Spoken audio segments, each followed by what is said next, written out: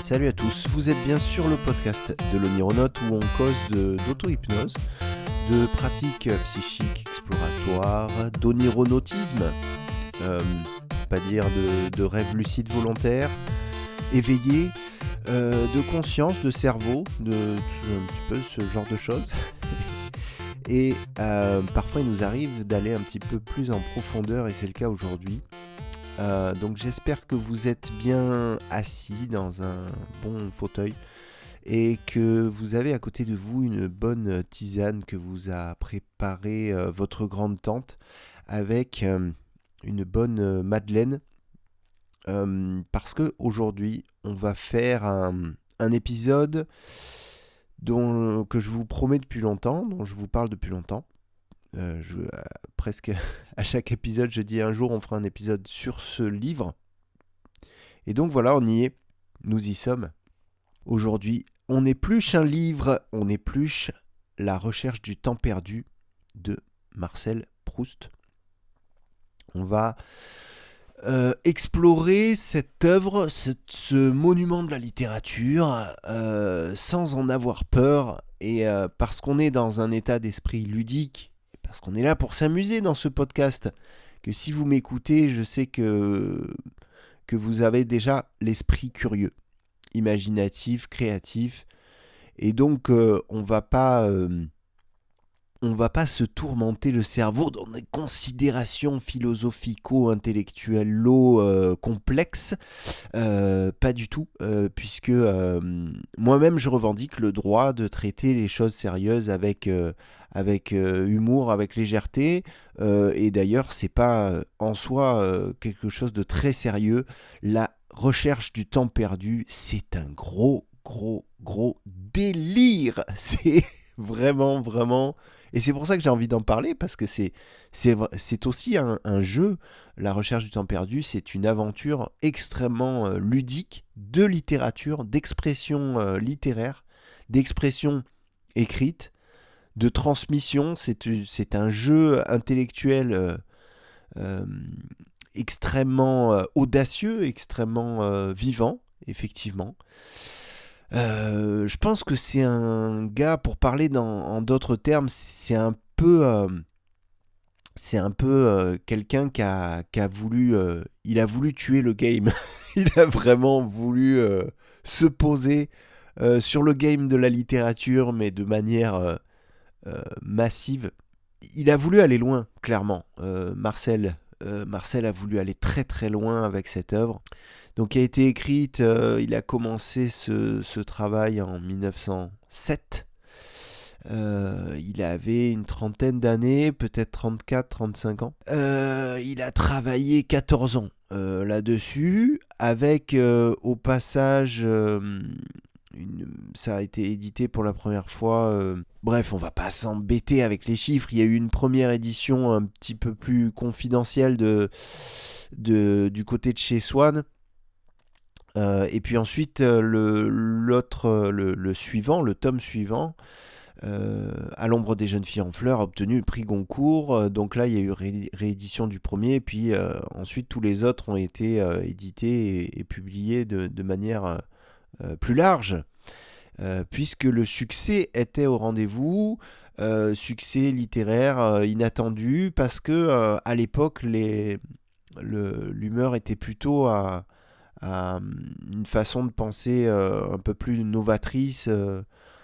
Il y avait des changements dans la société, il y avait la Première Guerre mondiale, et sur le plan littéraire, ça passait un peu pour conservateur, mais ça a été vu comme un objet littéraire un peu conservateur, d'un autre temps, un truc un peu poussiéreux, et alors qu'en fait c'était extrêmement audacieux, et ça allait chercher dans une façon de raconter des histoires, dans une façon de raconter une réalité autre, dans une façon de raconter le passé, bien sûr, qui était assez inédite et qui a un peu révolutionné tout le paysage culturel, y compris un genre artistique nouveau qui allait émerger, qui n'avait pas encore la parole, qui était le cinéma. Donc à l'époque, c'était le cinéma muet. Mais on sait que la recherche du temps perdu a beaucoup influencé la nouvelle vague et le cinéma français des années 60. Alors avant d'aller plus loin, je vais faire un petit disclaimer quand même.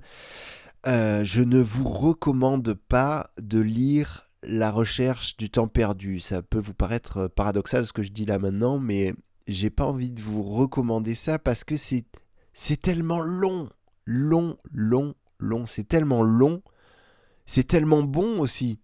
Et en fait, je vous recommande, bien sûr, ça peut être euh, peut-être ça peut être quelque chose, ce qui peut vous arriver de mieux au niveau de votre expérience de lecteur ou de lectrice dans votre vie, parce que ça peut être un vrai... en général, il y a des Proust addicts, il y a des gens qui tombent vraiment en révélation en découvrant cette œuvre. Et puis, il y a des tas de gens aussi qui se disent bon bah il faut le lire, c'est un classique, et puis qui butent un petit peu au début sur cette façon de présenter le monde. Et je les comprends parce que ça peut paraître extrêmement rébarbatif, les phrases sont très longues, on décroche facilement. Après, on peut se dire que quand on lit ça, quand on lit Proust, on n'est pas obligé de comprendre une phrase entièrement. C'est-à-dire, on peut avoir de l'indulgence en tant que lecteur, en tant que lectrice, et passer sur des passages sans forcément avoir compris. On peut aussi passer dans la lecture sans forcément tout capter. Il y a des passages qui sont très longs, des phrases qui sont très particulières, avec beaucoup de séquences à l'intérieur même des phrases. Donc ça peut paraître ardu, et puis surtout il peint un monde qui est vraiment... on est vraiment à la fin du XXe siècle, du XIXe siècle, pardon, ou au début du XXe siècle pour ce qui concerne les autres tomes. Donc c'est une œuvre très longue, il y a 7 livres. Donc quand on attaque du côté de chez Swann, le premier tome de La recherche du temps perdu, faut pas se dire forcément qu'on va lire les 7, il faut l'attaquer comme une expérience. Voilà, c'est là-dessus que je voudrais insister, parce que c'est une expérience. Je vais vous raconter un petit peu comment moi j'en suis arrivé à m'attaquer à ce livre. Je ne suis pas un grand lecteur.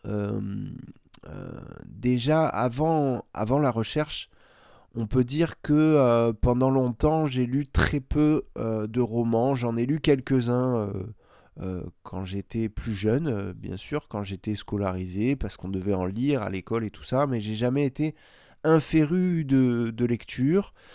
Je préférais peut-être les BD ou écouter de la musique. Voilà, j'étais pas un grand passionné des romans, mais à une époque de ma vie, quand j'ai eu une vingtaine d'années, un petit peu plus, 23 on va dire, allez, 23-24, j'ai commencé à lire beaucoup d'essais politiques, d'essais historiques, des livres sur l'Afrique, sur l'histoire de l'Afrique, l'histoire de la France, sur l'environnement, sur le climat, sur des sujets qui m'intéressaient, des sujets un petit peu politiques, voire très politiques. Et je lisais beaucoup de revues aussi, de journaux sur ces thématiques-là. Donc j'avais une lecture quasiment pas du tout roman, pas du tout fiction. J'avais comme une espèce de... ça m'attirait pas, la fiction en roman ne m'attirait pas. Et puis j'ai lu très peu de romans pendant toute une période au moins 10-15 ans, 20 ans. J'ai lu très peu de romans. Et puis un jour, je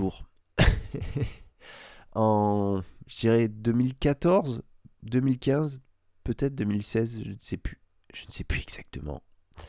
J'ai eu envie de voyager dans le temps. Donc, cette question est survenue concrètement pour moi sous cette forme. Est-ce qu'on pourrait pas effectivement, vraiment arriver à voyager dans le temps?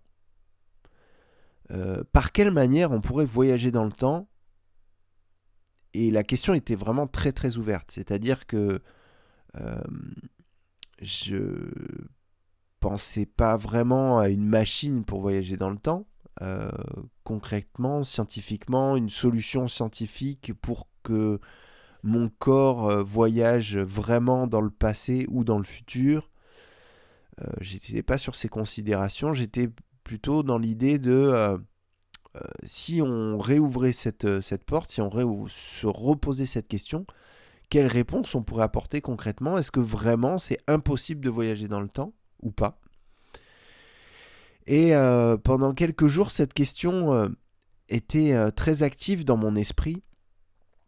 Et un jour, un week-end, on a fait un week-end entre amis, donc où il y avait tous mes vieux potes avec leurs familles, leurs enfants. On avait à l'époque, il y avait pas mal de petits-enfants très jeunes qui venaient de naître. Enfin, c'est un week-end très sympa, comme ça peut vous arriver dans la vie, où c'est très convivial, on se revoit, nos vieux amis, nos vieilles copines, nos vieux copains. Et dans ce contexte-là, j'ai un petit peu saoulé tout le monde avec ma question, mais est-ce qu'on est sûr qu'on ne peut pas voyager dans le temps? Est-ce qu'il n'y a pas une manière de voyager dans le temps? Comment on pourrait faire? Est-ce qu'on ne pourrait pas utiliser par exemple l'hypnose ou l'auto-hypnose pour voyager dans le temps? Est-ce qu'on ne pourrait pas... et puis je dessinais des schémas, j'essayais d'illustrer ma pensée. Je prenais des objets, j'essayais de parler de la relativité générale. Ouais, j'étais un peu à fond.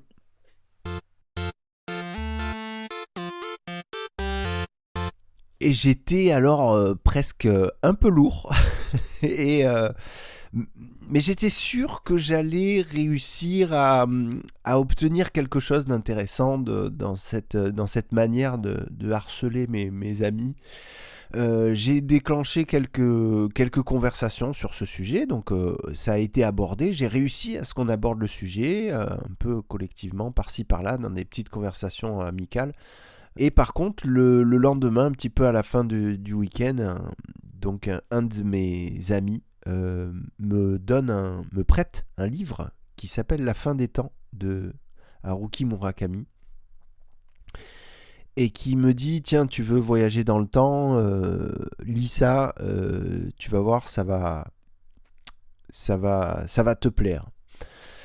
J'ai lu ce bouquin, j'ai trouvé ça vraiment génial. On fera un épluche un livre au sujet sur ce bouquin, sur la fin des temps de Murakami, donc j'en reparlerai une autre fois, mais j'ai vraiment adoré ce livre. Et effectivement, il y a d'une certaine manière un voyage dans le temps qui s'opère dans ce livre, et c'est assez prodigieux.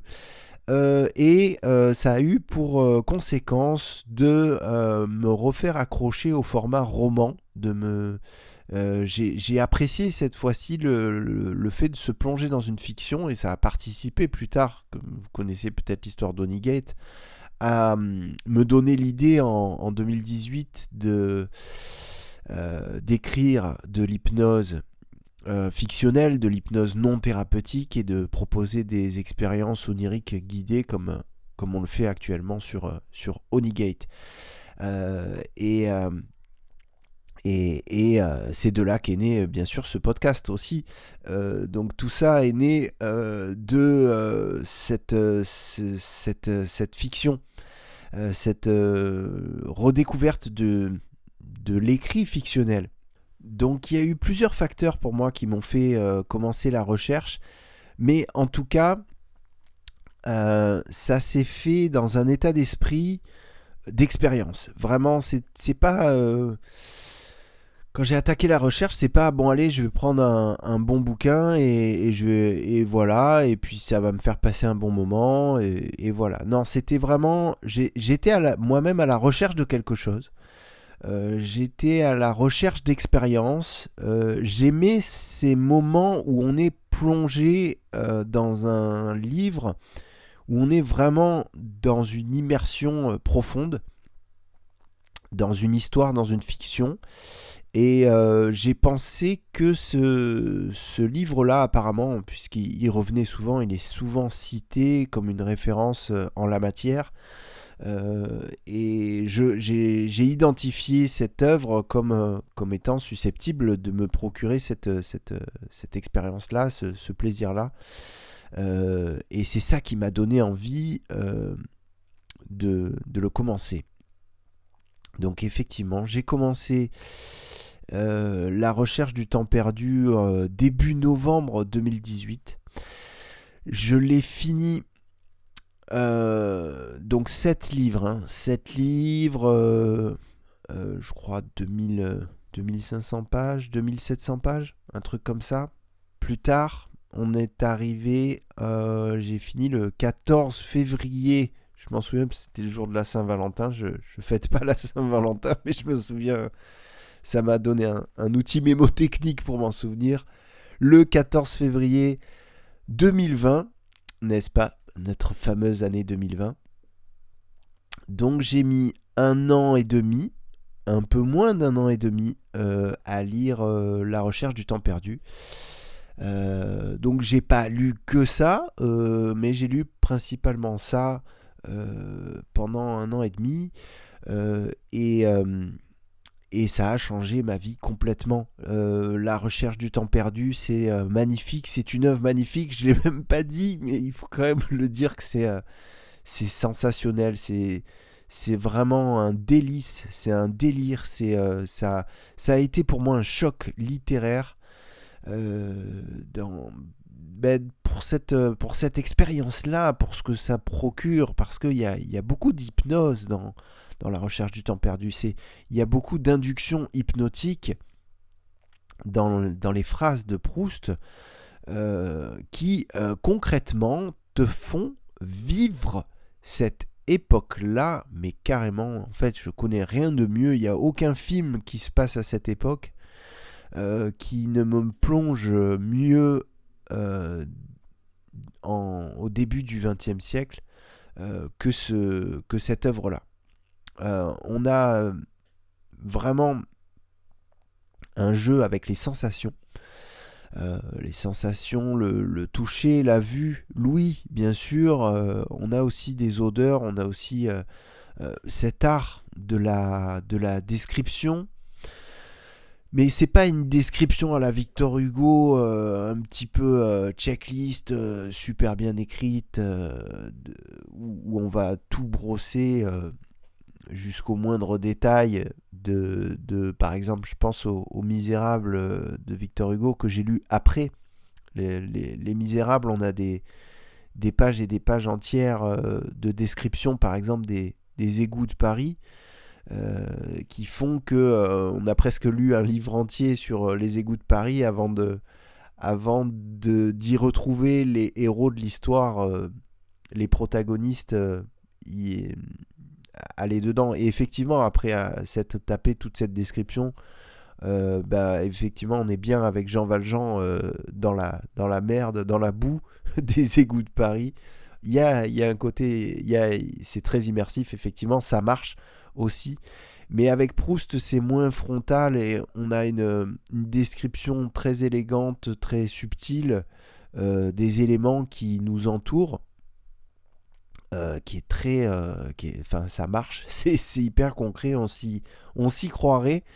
Au bout d'un moment, on oublie qu'on est au 21e siècle et on a l'impression d'être à cette époque. On a je sais pas, on y est, on a le papier peint, on a les meubles, on a on a les paysages aussi. Les reflets, on a les reflets de tout ça. Et en ayant les reflets, presque les conséquences sensitives du narrateur, on les a encore plus que si on les avait directement. Je veux dire, si un écrivain nous écrivait le ciel, le soleil se couche, le ciel est rougeoyant, la mer est de telle couleur, les mouettes font tel bruit, ça serait pas mal, mais avec Proust, on est plus dans le ressenti de ça, c'est-à-dire que le narrateur observe les choses, ne nous le décrit pas forcément directement, il décrit ce que ça lui fait, ce que ça lui procure. En fait, l'auteur, Proust, on comprend au fur et à mesure de la lecture qu'il est à la recherche de quelque chose. Il est vraiment à la recherche d'un certain type de souvenir. C'est très très très précis ce que je vous dis là. Proust est à la recherche d'un certain type de souvenir. C'est-à-dire qu'il a identifié dans sa mémoire, dans son ressenti, une certaine catégorie d'objets mémoriels ou de situations mémorielles ou de sensations qui ont une certaine qualité. En fait, il y a des trucs où la mémoire se déplie, où la mémoire se s'épand, du verbe s'épandre. Il y a des trucs où la mémoire infuse. Pour revenir, c'est un petit peu facile, excusez-moi, mais je reviens un petit peu à la tisane, à cette tasse de thé, parce que c'est ça aussi, ça symbolise l'œuvre de Proust, mais c'est aussi toute cette puissance qui est résumée, non pas dans la Madeleine, je dirais, mais dans l'infusion du thé, quoique dans ce passage très connu qui est au début du premier livre, c'est connu aussi pour ça, parce que pour tous les gens qui n'ont lu que le début, au moins ils peuvent dire qu'ils ont lu le passage de la Madeleine. C'est vrai que voilà, ce passage de la Madeleine, ça illustre bien ce moment, parce que c'est un tout petit moment qui dure une fraction de seconde et où il y a une explosion de la mémoire, où il y a plein de choses qui lui reviennent, quoi. Plein de choses qui lui reviennent, ce goût, cette sensation. On est complètement dans l'hypnose, on est dans l'auto-hypnose, parce que très concrètement, c'est une manière d'entrer en auto-hypnose. C'est l'induction qu'on appelle de la spirale sensorielle, où on a en même temps on a le goût de la Madeleine, la texture gustative, la fondance, la chaleur de l'eau du thé, le récipient, le poids de la tasse. On a le contexte de la mémoire sémantique, familiale, généalogique, puisqu'il est chez sa grande tante, et qu'il a déjà ces lieux avec ces meubles, avec cette ambiance entre les gens, cette mémoire humaine, cette mémoire épisodique, des interactions avec sa mère, avec sa famille, donc il y a toutes ces sensations qui font comme une spirale sensorielle, visuelle, auditive, gustative, et osmique aussi au niveau des odeurs. et on a tout ça. Donc là, on est en plein dans l'hypnose, hein. Vraiment, c'est 100% auto-hypnose. Je sais pas si Milton Erickson a lu La Recherche du temps perdu, mais en tout cas, il aurait kiffé je sais pas s'il a lu, mais vraiment, on est en plein dedans. Et du coup, pour revenir à quelque chose de très concret, on a là, à mon sens, la meilleure expérience de voyage dans le temps qu'on puisse faire pour de vrai. Voilà, pour de vrai, parce que, excusez-moi, mais la DeLorean et les films de science-fiction où on voyage dans le temps et tout, c'est bien gentil, mais ça reste du cinoche, quoi, les gars. Alors que là, vous pourrez me dire, oui, mais ça reste du roman, ça reste de la littérature. Mais non, non, non, on voyage vraiment dans le temps. Euh, voilà, on a un exemple de littérature qui parvient euh, aux frontières de la fiction et qui arrive à nous amener euh, dans quelque chose de réel, de vraiment, on est capable de, par notre conscience, c'est là où l'auteur nous amène à voyager dans le temps. On pourrait dire qu'il se passe pas grand chose. Et en même temps, c'est pas ça le but. Le but, c'est vraiment l'immersion.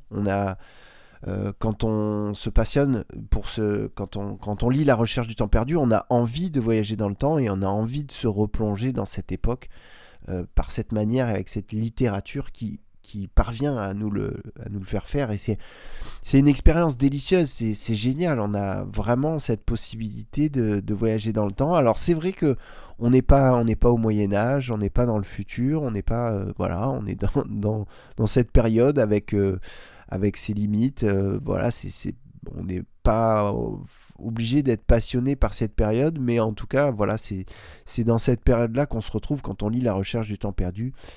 Et puis on explore des débats de société, des thématiques de société, bien sûr, qui, pour ma part, c'était pas du tout mes centres d'intérêt. Je m'intéressais pas particulièrement à ces thèmes majeurs qui sont traités dans, dans La Recherche du temps perdu, mais j'ai pris ça comme quelque chose finalement d'assez secondaire, et puis les thèmes étaient plutôt un support qu'autre chose. C'est pas vraiment un traitement, c'est pas un livre qui va parler de la mondanité, c'est pas... Enfin si, les thèmes, c'est une certaine classe sociale, une certaine mondanité, une certaine bourgeoisie intellectuelle, qui peut être vue aussi comme une certaine fertilité intellectuelle et culturelle, une certaine façon, un certain rapport à la française de vivre la culture, de vivre la musique, la peinture. Donc oui, il y a un aspect culturel évidemment intéressant, mais qui n'est pas abordé de manière frontale et directe. C'est à travers la bouche, les propos des personnages qu'on vit là-dedans. Et puis bien sûr, il y a le thème de l'homosexualité qui est abordé un petit peu tout le long en trame de fond. Donc moi, c'était pas un sujet qui me faisait particulièrement triper, mais voilà, ça fait partie de l'œuvre, et puis c'est intéressant. Enfin voilà, c'est comme un élément du décor, j'ai envie de dire. Moi, si ça me plonge dans une autre époque, j'achète. je suis content. Voilà, je prends. Ça parle de bourgeois, ça parle de bourgeoisie parisienne ou provinciale, de Normandie, d'homosexualité à travers le personnage de... comment il s'appelle celui-là, Charlus, hein, le fameux Charlus. Mais ça parle aussi des premières amours, effectivement. Et ça parle d'Albertine Simonet. Ça parle avant ça j'ai oublié son prénom. Donc la fille de Swann, c'est oh pétard. Il faut que je relise La Recherche du temps perdu. J'ai oublié les prénoms. Le prénom de cette jeune fille dont il tombe amoureux, et c'est assez formidable comment il raconte cette relation. Gilberte, mais bien sûr, Gilberte. Où avais-je la tête? Oh là là là là, c'est incroyable. Donc Donc effectivement, il y a des relations sentimentales. Mais quand je dis ça, mais les mots sont tellement faibles, c'est tellement faible de dire qu'il y a des relations sentimentales dans cette œuvre, alors que c'est des mondes, c'est des univers, c'est pas que ces relations-là, c'est toutes nos relations humaines qu'on voit à travers ces relations. Ça nous rappelle évidemment, ça nous rappelle nos premiers amours, nos premiers rapports aux sentiments amoureux, nos déceptions, nos rêveries, nos passions, les passions naissantes, et tout ce que ça nous a chamboulé à l'intérieur d'être épris de quelqu'un d'autre. Bon bah là pour ça vous en avez pour votre argent. Quoique il y a tellement de manières de lire la recherche sans acheter forcément le livre. Donc c'est pas une histoire d'argent, mais de toute façon c'est une folie. Il faut être un peu barge pour lire La Recherche du temps perdu de Proust. Il faut être audacieux, faut être effectivement faut être un peu fêlé, parce qu'on en prend pour plusieurs mois, voire plusieurs années. Moi je pense que je l'ai lu en le lisant en moins d'un an et demi. Ça aurait pu être beaucoup plus long. Et il y a un moment, je sais plus à quel tome, j'en suis arrivé à me dire, là maintenant je vais prendre la routine de lire 1 heure par jour, parce que sinon je vais pas m'en sortir, je vais pas le finir. J'avais envie de tout lire. C'était un réel plaisir de lire, mais je me suis aussi discipliné par rapport à ça, parce que sinon j'allais pas m'en sortir. Si je lisais 10 minutes par-ci ou 2 heures par-là, ça allait pas être assez... j'ai eu à un moment donné un besoin d'efficacité dans la lecture, et ça n'a rien enlevé au plaisir que j'ai eu, même au contraire, ça en a rajouté, parce que j'avais ce petit rendez-vous avec avec ces années du début du XXe siècle. Je m'y replongeais, et ça me faisait beaucoup de bien à mon cerveau, justement.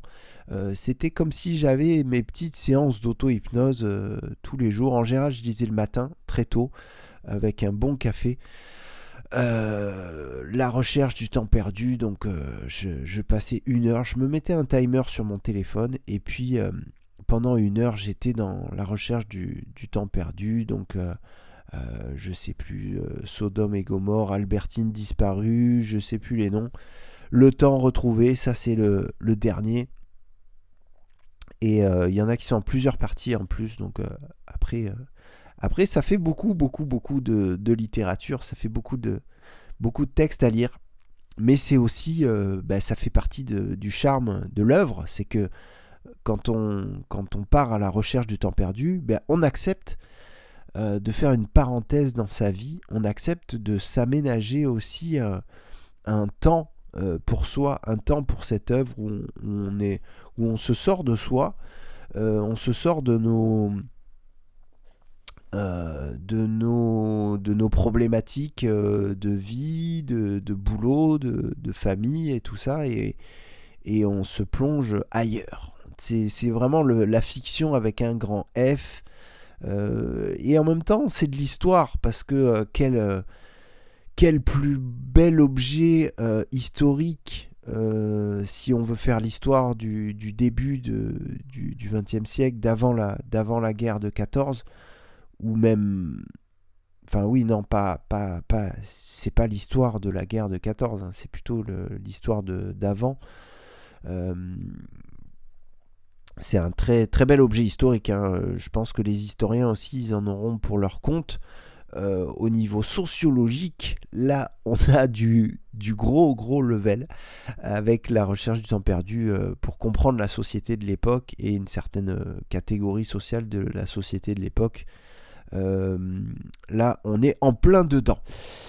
Je me suis dit que ça allait être long, ce podcast sur la recherche du temps perdu, et évidemment j'aurais tellement de choses à dire encore, mais je sens qu'on va largement dépasser la demi-heure, Et voilà, je voulais m'accorder ce temps-là. Je me suis dit que de toute façon, ça allait être long et pourquoi pas en reparler ultérieurement, peut-être sur une thématique plus précise de la recherche du temps perdu.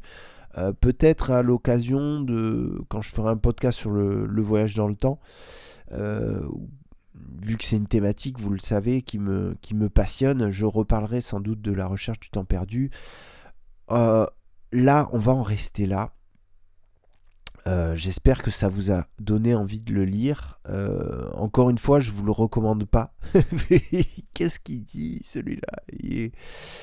En fait, j'ai pas envie que vous pensiez de moi.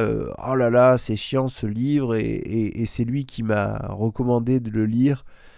Si après vous êtes désappointé en le lisant, si vous êtes déçu en trouvant ça trop chiant, on peut trouver ça trop chiant. Ne m'en voulez pas trop, mais si vous avez une révélation, si ça vous a donné envie de vous y plonger et que vous y plongez, vous allez me remercier chaleureusement aussi. Donc voilà, je pense que vous y perdrez pas de toute façon autre chose que du temps. Et quel bonheur de perdre son temps. C'est un livre qui vraiment nous fait retrouver le bonheur de perdre du temps. On ne peut pas perdre du temps dans la vie et c'est une vérité que ce livre nous fait retrouver. Il n'y a rien de perdu. Voilà, il n'y a rien de perdu. On peut tout retrouver. C'est le pari de Proust. Pari réussi. Cette idée-là est vivante à travers cette œuvre. Merci beaucoup, c'était un épisode un petit peu particulier qui relève de la série on épluche une œuvre, on épluche un film, on épluche un livre, on épluche une BD. Là c'était La recherche du temps perdu de Marcel Proust. Merci beaucoup, à la prochaine, portez-vous bien.